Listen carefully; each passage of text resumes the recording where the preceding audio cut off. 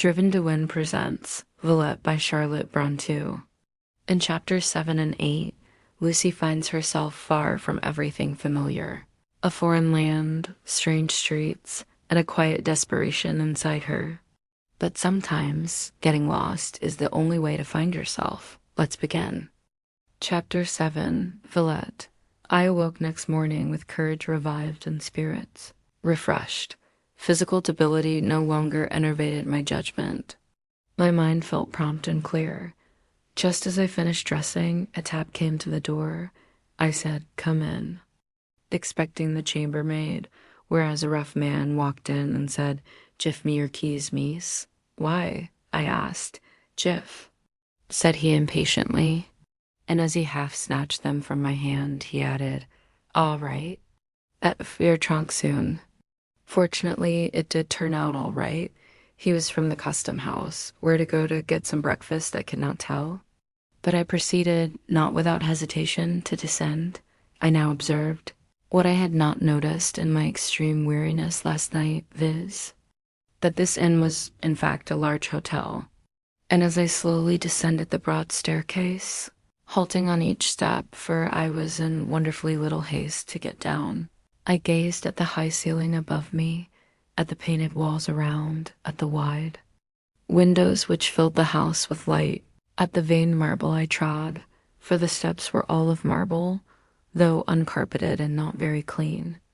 And contrasting all this with the dimensions of the closet assigned to me as a chamber, with the extreme modesty of its appointments, I fell into a philosophizing mood that much. I marveled at the sagacity evinced by waiters and chambermaids in proportioning the accommodation to the guest.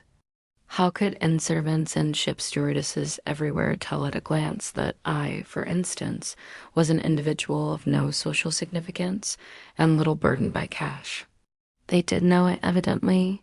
I saw quite well that they all, in moments, calculation estimated me at about the same fractional value. The fact seemed to me curious and pregnant. I would not disguise from myself what it indicated, yet managed to keep up my spirits pretty well under its pressure.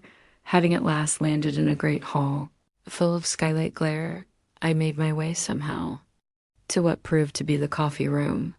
It cannot be denied that on entering this room I trembled somewhat, felt uncertain, solitary, wretched.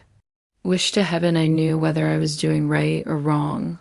Felt convinced that it was the last, but could not help myself. Acting in the spirit and with the calm of a fatalist, I sat down at a small table, to which a waiter presently brought me some breakfast, and I partook of that meal in a frame of mind not greatly calculated to favor digestion. There were many other people breakfasting at other tables in the room. I should have felt rather more happy if amongst them all I could have seen any women. However, there was not one. All present were men, but nobody seemed to think I was doing anything strange. One or two gentlemen glanced at me occasionally, but none stared obtrusively. I suppose if there was anything eccentric in the business, they accounted for it by this word anglaise.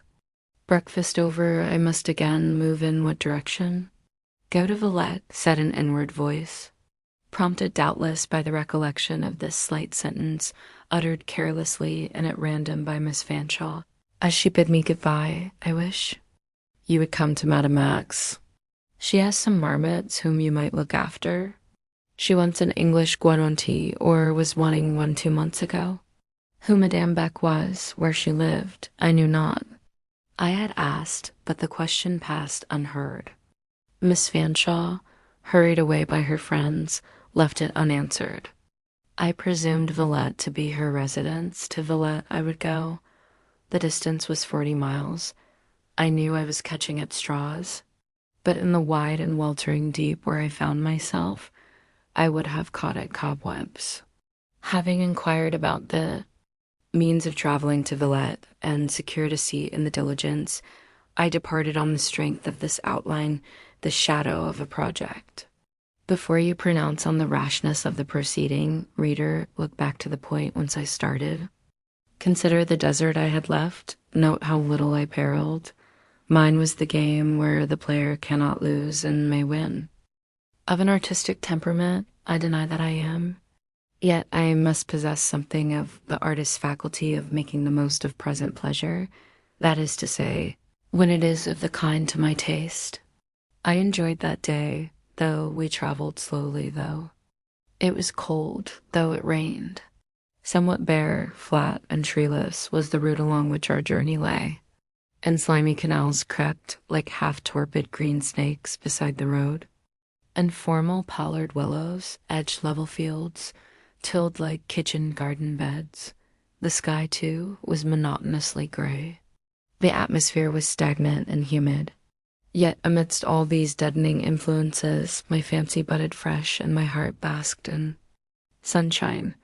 These feelings, however, were well kept in check by the secret but ceaseless consciousness of anxiety lying in wait on enjoyment, like a tiger crouched in a jungle. The breathing of that beast of prey was in my ear always. His fierce heart panted close against mine. He never stirred in his lair, but I felt him. I knew he waited only for sundown to bound ravenous from his ambush. I had hoped we might reach Villette ere night set in, and that thus I might escape the deeper embarrassment which obscurity seems to throw round a first arrival at an unknown bourne. But what with our slow progress and long stoppages, what with a thick fog and small, dense rain darkness that might almost be felt had settled on the city by the time we gained its suburbs. Now we passed through a gate where soldiers were stationed, so much I could see by lamplight. Then, having left behind us the miry Chelsea, we rattled over a pavement of strangely rough and flinty surface. At a bureau, the diligence stopped and the passengers alighted. My first business was to get my trunk, a small matter enough, but important to me. Understanding that it was best not to be importunate or overeager about luggage, but to wait and watch quietly the delivery of other boxes till I saw my own, and then promptly claim and secure it, I stood apart, my eye fixed on that part of the vehicle in which I had seen my little portmanteau safely stowed, and upon which piles of additional bags and boxes were now heaped. One by one, I saw these removed, lowered, and seized on. I was sure mine ought to be by this time visible. It was not. I had tied on the direction card with a piece of green ribbon, that I might know it at a glance. Not a fringe or fragment of green was perceptible. Every package was removed. Every tin case and brown paper. Parcel. The oilcloth cover was lifted. I saw with distinct vision that not an umbrella, cloak, cane, hat box, or bandbox remained, and my portmanteau, with my few clothes and little pocketbook enclasping the remnant of my 15 pounds, where were they? I asked this question now, but I could not ask it then. I could say nothing whatever, not possessing a phrase of speaking French, and it was French, and French only. The whole world seemed now gabbling around me. What should I do? Approaching the conductor, I just laid my hand on his arm, pointed to a trunk, thence to the diligence roof, and tried to express a question with my eyes. He misunderstood me, seized the trunk indicated, and was about to hoist it on the vehicle. That alone, will you? Said a voice in good English. Then, in correction, qu'est-ce que vous faites donc? C'est mal est en moi, but I had heard the fatherland accents. They rejoiced my heart. I turned. Sir, said I, appealing. To the stranger without, in my distress, noticing what he was like, I cannot speak French. May I entreat you to ask this man what he has done with my trunk?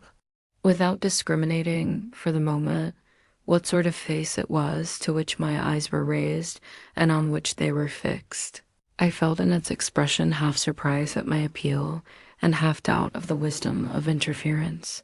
Do ask him. I would do as much for you, said I. I don't know whether he smiled, but he said in a gentlemanly tone, that is to say, a tone not hard nor terrifying, what sort of trunk was yours? I described it, including in my description the green ribbon, and forthwith he took the conductor under hand, and I felt, through all the storm of French which followed, that he rigged him fore and aft. Presently he returned to me. The fellow avers he was overloaded, and confesses that he removed your trunk after you saw it put on, and has left it behind at Boomerang with other parcels. He has promised, however, to forward it tomorrow. The day after, therefore, you will find it safe at this bureau. Thank you, said I, but my heart sank. Meantime, what should I do? Perhaps this English gentleman saw the failure of courage in my face. He inquired kindly, have you any friends in this city? No, and I don't know where to go. There was a little pause, in the course of which, as he turned more fully to the light of a lamp above him, I saw that he was a young, distinguished, and handsome man. He might be a lord, for anything I knew. Nature had made him good enough for a prince, I thought. His face was very pleasant. He looked high but not arrogant, manly but not overbearing. I was turning away, in the deep consciousness of all absence of claim, to look for further help from such a one as he. Was all your money in your trunk? He asked, stopping me. How thankful was I to be able to answer with truth. No, I have enough in my purse, for I had near 20 francs, to keep me at a quiet inn till the day after tomorrow. But I am quite a stranger in Villette, and don't know the streets and the inns. I can give you the address of such an inn as you want, said he, and it is not far off. With my direction you will easily find it. He tore a leaf from his pocketbook, wrote a few words, and gave it to me. I did think him kind. And as to distrusting him, or his advice, or his address, I should almost as soon have thought of distrusting the Bible. There was goodness in his countenance and honor in his bright eyes. Your shortest way will be to follow the boulevard and cross the park, he continued. But it is too late and too dark for a woman to go through the park alone. I will step with you thus far. He moved on, and I followed him, through the darkness and the small soaking rain. The boulevard was all deserted, its path miry, the water dripping from its trees. The park was black as midnight. In the double gloom of trees and fog, I could not see my guide. I could only follow his tread. Not the least fear had I. I believe I would have followed that frank tread, through continual night to the world's end. Now, said he, when the park was traversed, you will go along this broad street till you come to steps. 2 lamps will show you where they are. These steps you will descend. A narrower street lies below. Following that, at the bottom you will find your inn. They speak English there, so your difficulties are now pretty well over. Good night. Good night, sir, said I, accept my sincerest thanks. And we parted. The remembrance of his countenance, which I am sure wore a light not unbenignant to the friendless, the sound in my ear of his voice, which spoke a nature chivalric to the needy and feeble, as well as the youthful and fair were, a sort of cordial to me long after. He was a true young English gentleman. On I went, hurrying fast through a magnificent street and square, with the grandest houses round, and amidst them the huge outline of more than one overbearing pile, which might be palace or church, I could not tell. Just as I passed a portico, 2 mustachioed men came suddenly from behind the pillars. They were smoking cigars. Their dress implied pretensions to the rank of gentlemen, but poor things. They were very plebeian in soul. They spoke with insolence, and fast as I walked, they kept pace with me a long way. At last I met a sort of patrol, and my dreaded hunters were turned from the pursuit. But they had driven me beyond my reckoning. When I could collect my faculties, I no longer knew where I was. The staircase I must long since have passed. Puzzled, out of breath, all my pulses throbbing in inevitable agitation, I knew not where to turn. It was terrible to think of again encountering those bearded, sneering simpletons. Yet the ground must be retraced, and the steps sought out. I came at last to an old and worn flight, and taking it for granted that this must be the one indicated, I descended them. The street into which they led was indeed narrow, but it contained no inn. On I wandered. In a very quiet and comparatively clean and well-paved street, I saw a light burning over the door of a rather large house. Loftier by a story than those round it, this might be the inn at last. I hastened on. My knees now trembled under me. I was getting quite exhausted. No inn. Was this? A brass plate embellished the great porte-cochere. Pensionnat de Demoiselles was the inscription, and beneath a name, Madame Beck, I started. About 100 thoughts volleyed through my mind in a moment, yet I planned nothing and considered nothing. I had not time. Providence said, "Stop here. This is your inn." Fate took me in her strong hand, mastered my will, directed my actions. I rang the doorbell. While I waited, I would not reflect. I fixedly looked at the street stones where the door lamp shone, and counted them and noted their shapes and the glitter of wet on their angles. I rang again. They opened at last. A bonne in a smart cap stood before me. "May I see Madame Beck?" I inquired. I believe if I had spoken French, she would not have admitted me. But as I spoke English, she concluded I was a foreign teacher come on business connected with the pensionnat, and even at that late hour, she let me in without a word of reluctance or a moment of hesitation. The next moment I sat in a cold, glittering salon with porcelain stove, unlit, and gilded ornaments and polished floor. A pendule on the mantelpiece struck 9 o'clock. A quarter of an hour passed. How fast beat every pulse in my frame. How I turned cold and hot by turns. I sat with my eyes fixed on the door, a great white folding door with gilt moldings. I watched to see a leaf move and open. All had been quiet. Not a mouse had stirred. The white doors were closed and motionless. "You are Inglisses?" said a voice at my elbow. I almost bounded, so unexpected was the sound. So certain had I been of solitude, no ghost stood beside me, nor anything of spectral aspect.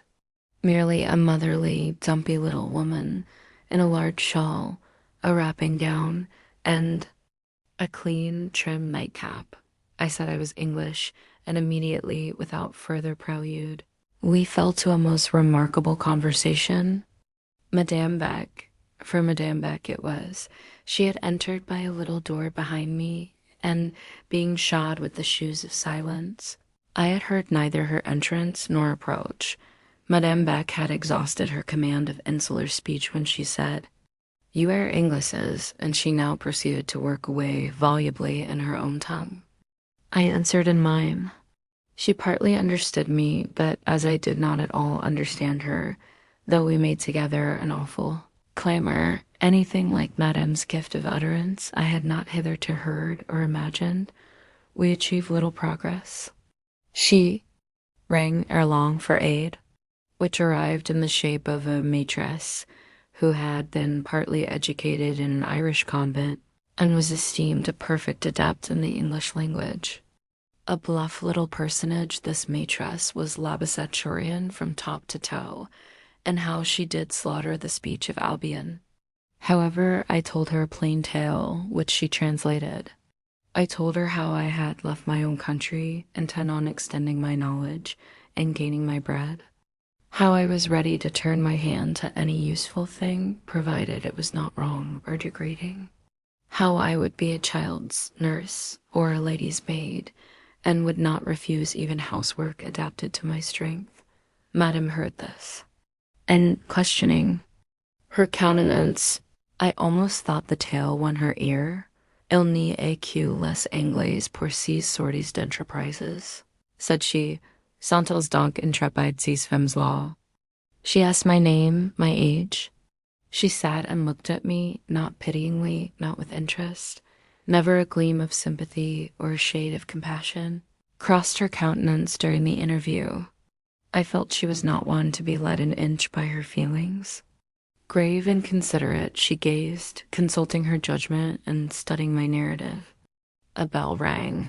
"Voilà pour la prière du soir," said she, and rose.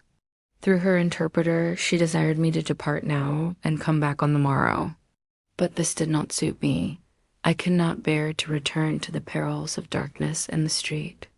With energy, yet with a collected and controlled manner, I said, addressing herself personally and not the maitresse, "Be assured, madame, that by instantly securing my services, your interests will be served and not injured. You will find me one who will wish to give, in her labor, a full equivalent for her wages. And if you hire me, it will be better that I should stay here this night, having no acquaintance in Villette, and not possessing the language of the country. How can I secure a lodging?" "It is true," said she, "but at least you can give a reference." "None." She inquired after my luggage. I told her when it would arrive. She mused. At that moment, a man's step was heard in the vestibule, hastily proceeding to the outer door. I shall go on with this part of my tale as if I had understood all that passed. For though it was then scarce intelligible to me, I heard it translated afterwards. "Who goes out now?" demanded Madame Beck, listening to the tread. "Paul," replied the teacher. "He came this evening to give a reading to the first class, the very man I should at this moment most wish to see." "Call him." The teacher ran to the salon door, and Paul was summoned. He entered, a small, dark, and spare man in spectacles. "Mon cousin," began Madame, "I want your opinion. We know your skill in physiognomy. Use it now. Read that countenance." The little man fixed on me his spectacles. A resolute compression of the lips and gathering of the brow seemed to say that he meant to see through me, and that a veil would be no veil for him. "I read it," he pronounced. "At Queendites-Vous?" "Mais bien des choses," was the oracular answer. "Bad or good?"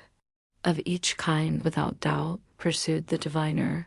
"May one trust her word? Are you negotiating a matter of importance? She wishes me to engage her as bonne or gouvernante. Tells a tale full of integrity, but gives no reference. She is a stranger, an Englishwoman, as one may see.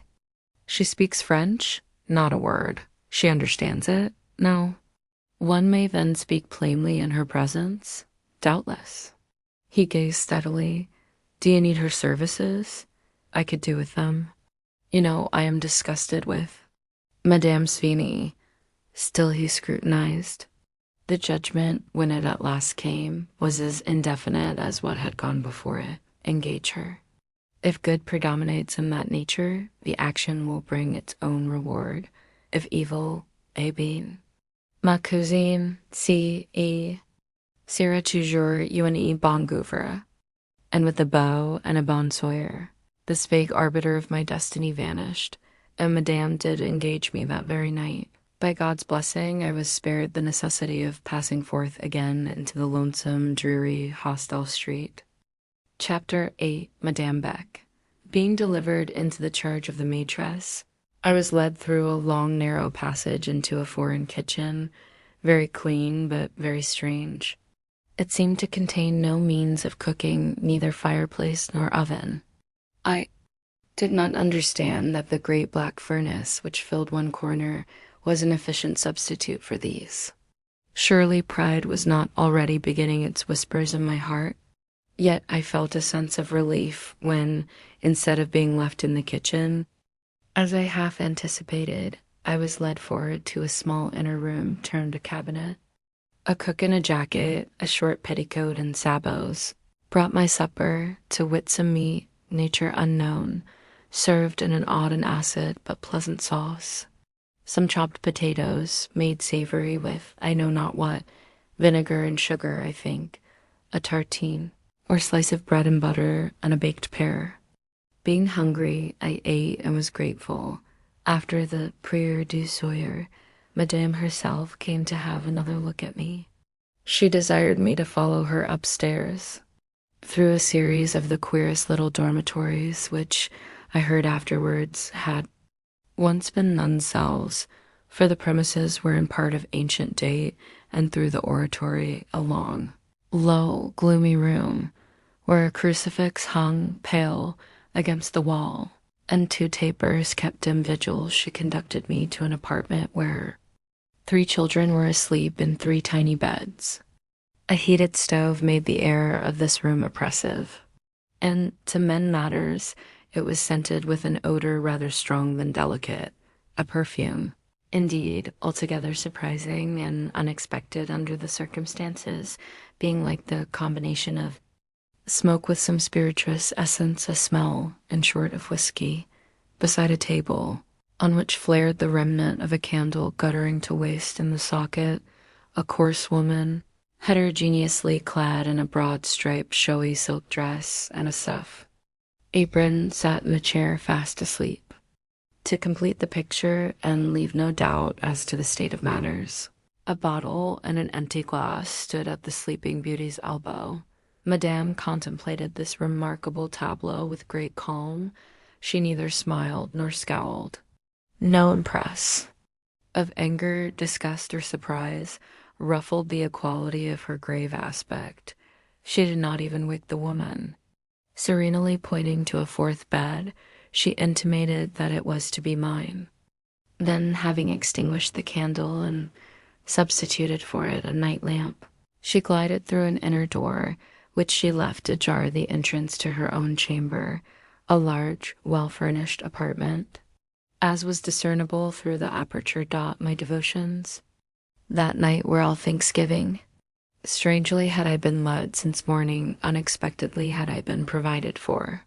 Scarcely could I believe that not 48 hours had elapsed since I left London, under no other guardianship than that which protects the passenger bird with no prospect but the dubious cloud tracery of hope. I was a light sleeper. In the dead of night I suddenly awoke. All was hushed, but a white figure stood in the room, Madame in her night dress. Moving without perceptible sound, she visited the 3 children in the 3 beds. She approached me, I feigned sleep, and she studied me long. A small pantomime ensued, curious enough. I dare say she sat a quarter of an hour on the edge of my bed, gazing at my face. She then drew nearer, bent close over me, slightly raised my cap, and turned back the border so as to expose my hair. She looked at my hand lying on the bedclothes. This done, she turned to the chair where my clothes lay. It was at the foot of the bed. Hearing her touch and lift them, I opened my eyes with precaution, for I own I felt curious to see how far her taste for research would lead her. It led her a good way. Every article did she inspect. I divined her motive for this proceeding, viz., the wish to form from the garments a judgment respecting the wearer, her station, means, neatness, and see. The end was not bad, but the means were hardly fair or justifiable. In my dress was a pocket. She fairly turned it inside out. She counted the money in my purse. She opened a little memorandum book, coolly perused its contents, and took from between the leaves a small plaited lock of Miss Marchmont's gray hair. To a bunch of 3 keys, being those of my trunk, desk, and workbox, she accorded special attention. With these, indeed, she withdrew a moment to her own room. I softly rose in my bed and followed her with my eye. These keys, reader, were not brought back till they had left on the toilet of the adjoining room the impress of their wards in wax. All being thus done decently and in order, my property was returned to its place. My clothes were carefully refolded. Of what nature were the conclusions deduced from this scrutiny? Were they favorable or otherwise? Vain question. Madame's face of stone, fur of stone, in its present night aspect it looked. It had been human, and, as I said before, motherly. In the salon, betrayed no response to her duty done. I felt that in her eyes this business was a duty. She rose, noiseless as a shadow. She moved towards her own chamber. At the door she turned, fixing her eye on the heroine of the bottle, who still slept and mildly snored. Mrs. Sweeney. I presume this was Mrs. Sweeney. Angus or Hibernus Sweeney. Mrs. Sweeney's doom was in Madame Beck's eye and immutable. Purpose that I spoke. Madame's visitations for shortcomings might be slow, but they were sure. All this was very un-English. Truly, I was in a foreign land. The morrow made me further acquainted with Mrs. Sweeney. It seems she had introduced herself to her present employer as an English lady in reduced circumstances, a native, indeed of Middlesex, professing to speak the English tongue with the purest metropolitan accent. Madame, reliant on her own infallible expedients for finding out the truth in time, had a singular intrepidity in hiring service offhand, as indeed seemed abundantly proved in my own case. She received Mrs. Sweeney as nursery governess to her 3 children. I need hardly explain to the reader that this lady was in effect a native of Ireland. Her station I do not pretend to fix. She boldly declared that she had the bringing up of the son and daughter of a marquis. I think myself she might possibly have been a hanger-on, nurse, fosterer, or washerwoman in some Irish family. She spoke a smothered tongue, curiously overlaid with mincing Cockney inflections. By some means or other she had acquired, and now held in possession, a wardrobe of rather suspicious splendor gowns of stiff and costly silk, fitting her indifferently and apparently made for other proportions than those they now adorned. Caps with real lace borders, and the chief item in the inventory, the spell by which she struck a certain awe through the household, quelling the otherwise scornfully disposed teachers and servants, and so long as her broad shoulders wore the folds of that majestic drapery, even influencing Madame herself, a real Indian shawl, unveritable cashmere, as Madame Beck said with unmixed reverence and amaze. I feel quite sure that without this cashmere, she would not have kept her footing in the pensionnat for 2 days, by virtue of it, and it only she maintained the same a month.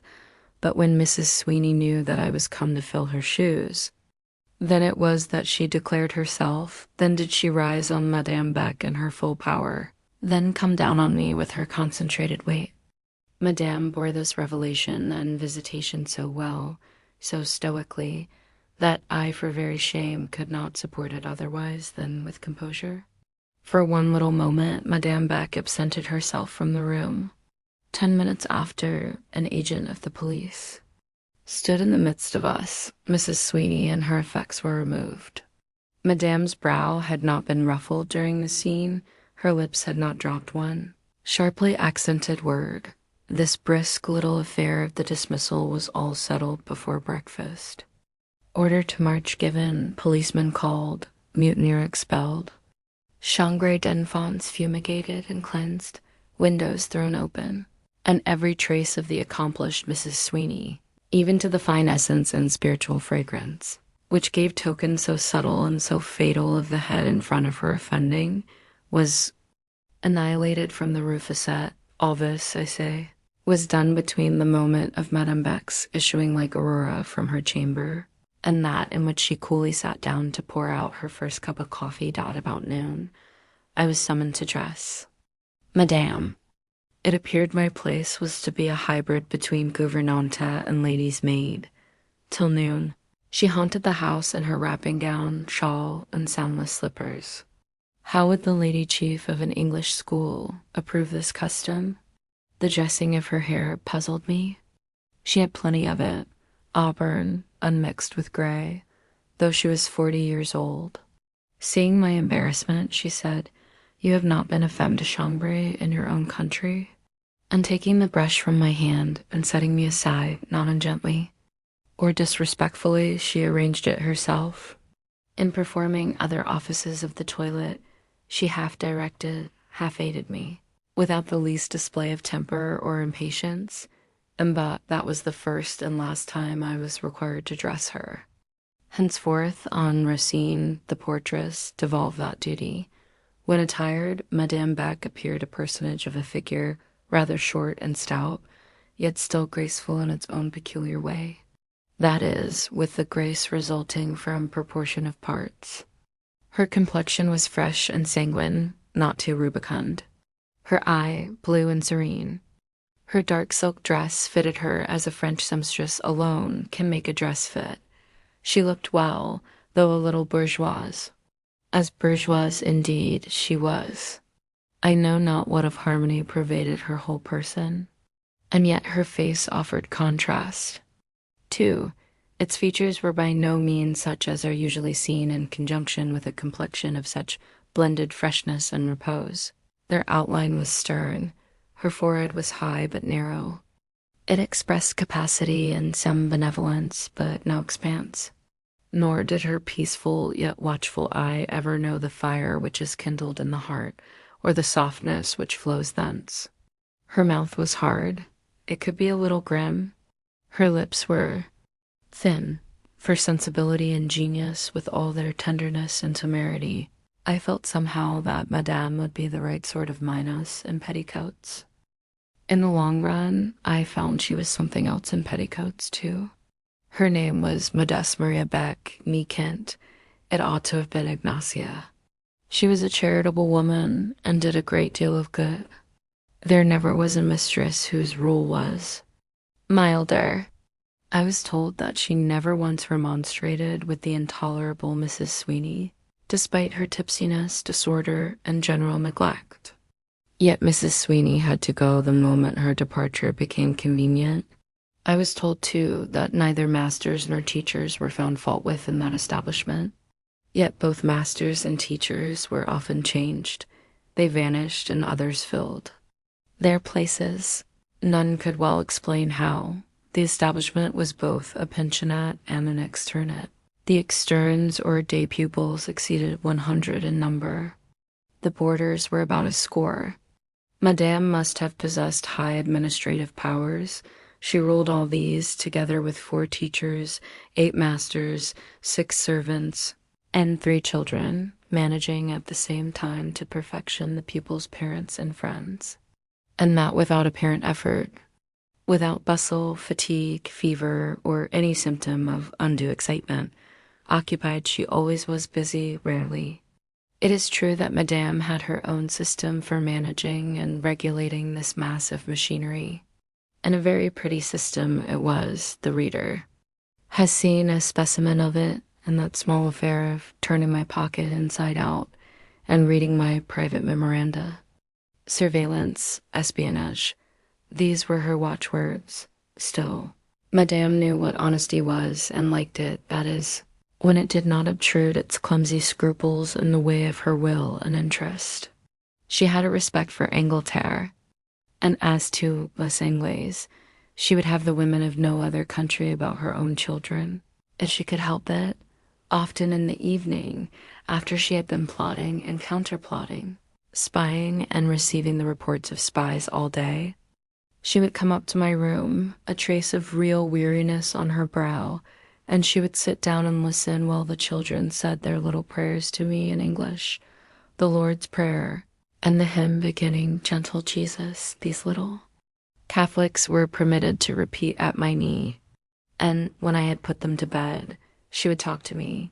I soon gained enough French to be able to understand, and even answer her about England and Englishwomen, and the reasons for what she was, pleased to term their superior intelligence and more real and reliable probity. Very good sense she often showed. Very sound opinions she often broached. She seemed to know that keeping girls in distrustful restraint, in blind ignorance, and under a surveillance that left them no moment and no corner for retirement, was not the best way to make them grow up honest and modest women. But she averred that ruinous consequences would ensue if any other method were tried with continental children. They were so accustomed to restraint that relaxation, however guarded, would be misunderstood and fatally presumed on. She was sick, she would declare of the means she had to use, but use them she must. And after discoursing, often with dignity and delicacy, to me, she would move away on her souliers to silence, and glide ghost-like through the house, watching and spying everywhere, peering through every keyhole, listening behind every door. After all, Madame's system was not bad, let me do her justice. Nothing could be better than all her arrangements for the physical well-being of her scholars. No minds were overcast. The lessons were well distributed and made incomparably easy to the learner.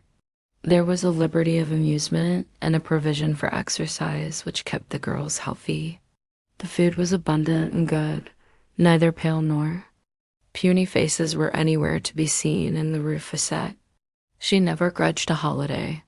She allowed plenty of time for sleeping, dressing, washing, eating. Her method in all these matters was easy, liberal, salutary, and rational. Many an austere English schoolmistress would do vastly well to imitate her, and I believe many would be glad to do so, if exacting English parents would let them.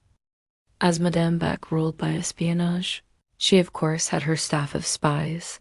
She perfectly knew the quality of the tools she used, and while she would not scruple to handle the dirtiest for a dirty occasion, flinging this sort from her like refuse, rind after the orange has been duly squeezed, I have known her fastidious in seeking pure metal for clean uses. And when once a bloodless and Russell's instrument was found, she was careful of the prize, keeping it in silk and cotton wool. Yet, woe be to that man or woman who relied on her 1 inch beyond the point where was her interest to be trustworthy. Interest was the master key of Madame's nature, the mainspring of her motives, the alpha and omega of her life. I have seen her feelings appealed to, and I have smiled in half pity, half scorn at the appellants. None ever gained her ear through that channel, or swayed her purpose by that means. On the contrary, to attempt to touch her heart was the surest way to rouse her antipathy and to make of her a secret foe. It proved to her that she had no heart to be touched. It reminded her where she was impotent and dead. Never was the distinction between charity and mercy better exemplified than in her. While devoid of sympathy, she had a sufficiency of rational benevolence. She would give in the readiest manner to people she had never seen, rather, however, to classes than to individuals. Pour les pauvres, she opened her purse freely against the poor man. As a rule, she kept it closed. In philanthropic schemes for the benefit of society at large, she took a cheerful part. No private sorrow touched her. No force or mass of suffering concentrated in one heart had power to pierce hers. Not the agony in Gethsemane, not the death on Calvary, could have wrung from her eyes one tear. I say again, Madame was a very great and a very capable woman. That school offered her for her powers too limited a sphere. She ought to have swayed a nation. She should have been the leader of a turbulent legislative assembly. Nobody could have browbeaten her. None irritated her nerves, exhausted her patience, or overreached her astuteness. In her own single person, she could have comprised the duties of a first minister and a superintendent of police. Wise, firm, faithless, secret, crafty, passionless, watchful and inscrutable, acute and insensate, withal perfectly decorous, what more could be desired? The sensible reader will not suppose that I gained all the knowledge here condensed for his benefit in 1 month, or in 1/2 year. No. What I saw at first was the thriving outside of a large and flourishing educational establishment. Here was a great house full of healthy, lively girls, all well-dressed and many of them handsome, gaining knowledge by a marvelously easy method, without painful exertion or useless waste of spirits. Not, perhaps, making very rapid progress in anything, taking it easy but still always employed and never oppressed. Here was a chorus of teachers and masters more stringently tasked, as all the real head labor was to be done by them in order to save the pupils, yet having their duties so arranged that they relieved each other in quick succession whenever the work was severe. Here, in short, was a foreign school, of which the life, movement, and variety made it a complete and most charming contrast to many English institutions of the same kind. Behind the house was a large garden, and in summer the pupils almost lived out of doors amongst the rosebush and the fruit trees. Under the vast and vine-draped berceau, Madame would take her seat on summer afternoons and send for the classes in turns to sit round her and sew and read. Meantime, masters came and went, delivering short and lively lectures rather than lessons, and the pupils made notes of their instructions, or did not make them, just as inclination prompted, secure that, in case of neglect, they could copy the notes of their companions. Besides the regular monthly jurors to sortie, the Catholic fete days brought a succession of holidays all the year round, and sometimes on a bright summer morning or soft summer evening, the boarders were taken out for a long walk into the country, regaled with gophers and vin blanc, or new milk and pain bis, or pistolets au beurre, rolls, and coffee. All this seemed very pleasant, and Madame appeared goodness itself. And the teachers not so bad that they might be worse, and the pupils perhaps a little noisy and rough, but types of health and glee. Thus did the view appear, seen through the enchantment of distance. But there came a time when distance was to melt for me, when I was to be called down from my watchtower of the nursery, whence I had hitherto made my observations, and was to be compelled into closer intercourse with this little world of the Rufusette.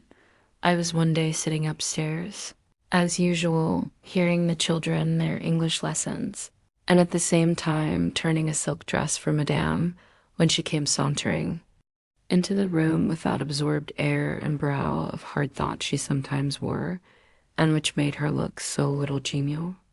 Dropping into a seat opposite mine, she remained some minutes silent. Desiree, the eldest girl, was reading to me some little essay of Mrs. Barbauld's, and I was making her translate currently from English to French as she proceeded, by way of ascertaining that she comprehended what she read. Madame listened. Presently, without preface or prelude, she said, almost in the tone of one making an accusation, "Miss, in England you were a governess?" "No, Madame," said I, smiling. "You are mistaken." "Is this your first essay at teaching, this attempt with my children?" I assured her it was. Again she became silent. But looking up, as I took a pin from the cushion, I found myself an object of study. She held me under her eye. She seemed turning me round in her thoughts, measuring my fitness for a purpose, weighing my value in a plan. Madame had ere this scrutinized all I had, and I believe she esteemed herself cognizant of much that I was. But from that day, for the space of about a fortnight, she tried me by new tests. She listened at the nursery door when I was shut in with the children. She followed me at a cautious distance when I walked out with them, stealing within earshot whenever the trees of park or boulevard afforded a sufficient screen. A strict preliminary process having thus been observed, she made a move forward. Morning coming on me abruptly, and with the semblance of hurry, she said she found herself placed in a little dilemma. Mr. Wilson, the English master, had failed to come at his hour. She feared he was ill. The pupils were waiting in class. There was no one to give a lesson. Should I, for once, object to giving a short dictation exercise, just that the pupils might not have it to say they had missed their English lesson? "In class, Madame?" I asked. "Yes, in class, in the second division." "Where there are 60 pupils," said I. For I knew the number, and with my usual base habit of cowardice, I shrank into my slough like a snail into its shell. An alleged incapacity and impracticability as a pretext to escape action. If left to myself, I should infallibly have let this chance slip. Inadventurous, unstirred by impulses of practical ambition, I was capable of sitting 20 years teaching infants the hornbook, turning silk dresses and making children's frocks. Not that true contentment dignified this infatuated resignation. My work had neither charm for my taste nor hold on my interest. But it seemed to me a great thing to be without heavy anxiety and relieved from intimate trial. The negation of severe suffering was the nearest approach to happiness I expected to know. Besides, I seemed to hold two lives, the life of thought and that of reality. and provided the former was nourished with a sufficiency of the strange necromantic joys of fancy, the privileges of the latter might remain limited to daily bread, hourly work, and a roof of shelter. "Come," said Madame, as I stooped more busily than ever over the cutting out of a child's pinafore. "Leave that work. But Fifine wants it, Madame." "Fifine must want it, then, for I want you." And as Madame Beck did really want and was resolved to have me, as she had long been dissatisfied with the English master, with his shortcomings in punctuality and his careless method of tuition as too, she did not lack resolution and practical activity. Whether I lacked them or not, she, without more ado, made me relinquish thimble and needle. My hand was taken into hers, and I was conducted downstairs. When we reached the Cara, a large square hall between the dwelling house and the pensionnat, she paused, dropped my hand, faced, and scrutinized me. I was flushed and tremulous from head to foot. Tell it not in death, I believe I was crying. In fact, the difficulties before me were far from being wholly imaginary. Some of them were real enough, and not the least substantial lay in my want of mastery over the medium through which I should be obliged to teach. I had, indeed, studied French closely since my arrival in Villette, learning its practice by day and its theory in every leisure moment at night to as late an hour as the rule of the house would allow candlelight. But I was far from yet being able to trust my powers of correct oral expression. "Dites donc," said Madame sternly, "vous sentez-vous réellement trop faible?" I might have said yes, and gone back to nursery obscurity, and there, perhaps, mouldered for the rest of my life. But looking up at Madame, I saw in her countenance is something that made me think twice ere I decided. At that instant she did not wear a woman's aspect, but rather a man's.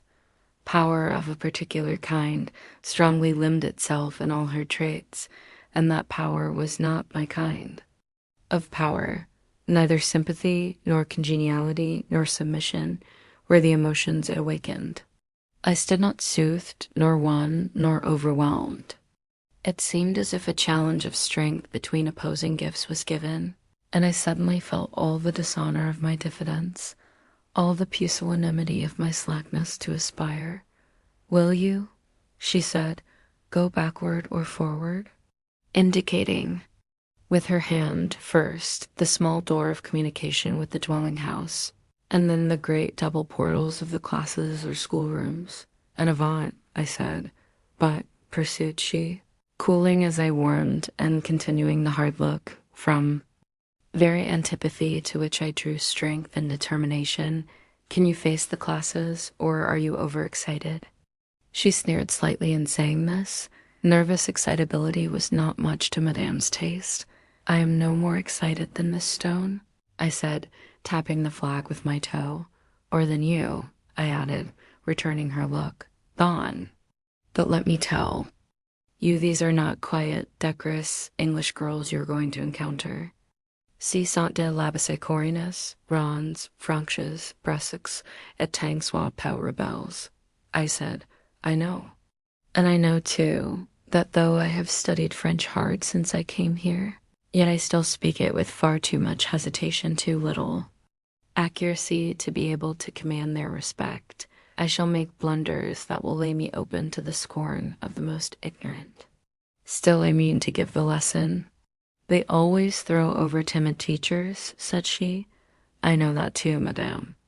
I have heard how they rebelled against and persecuted Miss Turner, a poor friendless English teacher, whom Madame had employed and lightly discarded, and to whose piteous history I was no stranger."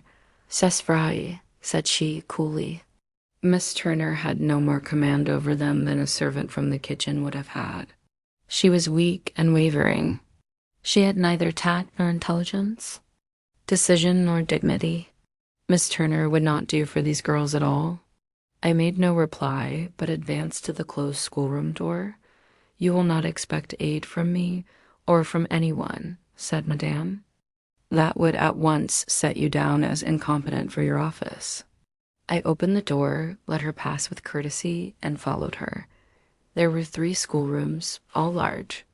That dedicated to the 2nd Division, where I was to figure, was considerably the largest and accommodated an assemblage more numerous, more turbulent, and infinitely more unmanageable than the other 2.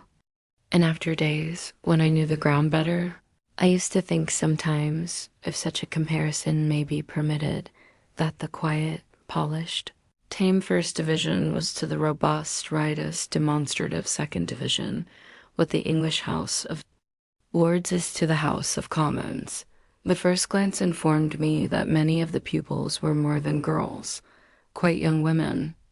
I knew that some of them were of noble family, as nobility goes in Labassecour, and I was well convinced that not one amongst them was ignorant of my position in Madame's household. As I mounted the estrade, a low platform raised a step above the flooring, where stood the teacher's chair and desk. I beheld opposite to me a row of eyes and brows that threatened stormy weather eyes full of an insolent light, and brows hard and unblushing as marble. The continental female is quite a different being to the insular female, of the same age and class. I never saw such eyes and brows in England. Madame Beck introduced me in one cool phrase, sailed from the room, and left me alone in my glory. I shall never forget that first lesson, nor all the undercurrent of life and character opened up to me.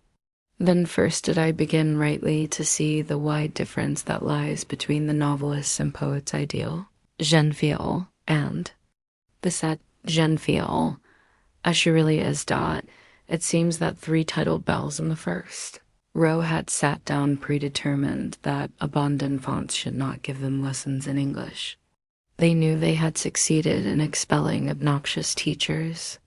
Before now, they knew that Madame would at any time throw overboard a professor or maitresse who became unpopular with the school, that she never assisted a weak official to retain his place, that if he had not strength to fight or tact to win his way, down he went, looking at Miss Snowe. They promised themselves an easy victory. Mademoiselle Blanche Virginie and Angelique opened the campaign by a series of titterings and whisperings. These soon swelled into murmurs and short laughs, which the remoter benches caught up and echoed more loudly. This growing revolt of 60 against 1 soon became oppressive enough. My command of French being so limited and exercised under such cruel constraint, could I but have spoken in my own tongue, I felt as if I might have gained a hearing. For, in the first place, though I knew I looked a poor creature, and in many respects actually was so, yet nature had given me a voice that could make itself heard, if lifted in excitement or deepened by emotion. In the second place, while I had no flow, only a hesitating trickle of language, in ordinary circumstances, yet under stimulus such as was now rife through the mutinous mass, I could, in English, have rolled out readily phrases stigmatizing their proceedings as such proceedings deserve to be stigmatized, and then with some sarcasm, flavored with contemptuous bitterness for the ringleaders, and relieved with easy banter for the weaker but less knavish followers. It seemed to me that one might possibly get command over this wild herd and bring them into training, at least. All I could now do was to walk up to Blanche Mademoiselle de Melcy, a young baronne, the eldest, tallest, handsomest, and most vicious, stand before her desk, take from under her hand her exercise book, remount the estrade, deliberately read. The composition, which I found very stupid and as deliberately, and in the face of the whole school, tear the blotted page in two. This action availed to draw attention and check noise. One girl alone, quite in the background, persevered in the riot with undiminished energy. I looked at her attentively. She had a pale face, hair like night, broad, strong eyebrows, decided features, and a dark, mutinous, sinister eye. I noted that she sat close by a little door, which door, I was well aware, opened into a small closet where books were kept. She was standing up for the purpose of conducting her clamor with freer energies. I measured her stature and calculated her strength. She seemed both tall and wiry, but so the conflict were brief and the attack unexpected, I thought I might manage her, advancing up the room, looking as cool and careless as I possibly could. In short, a young Lairdarine. I slightly pushed the door and found it was ajar. In an instant, and with sharpness, I had turned on her.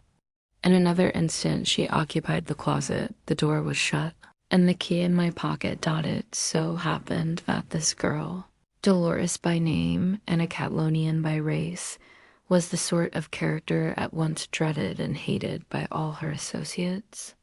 The act of summary justice above noted proved popular. There was not one present, but in her heart liked to see it done. They were stilled for a moment. Then a smile, not a laugh, passed from desk to desk.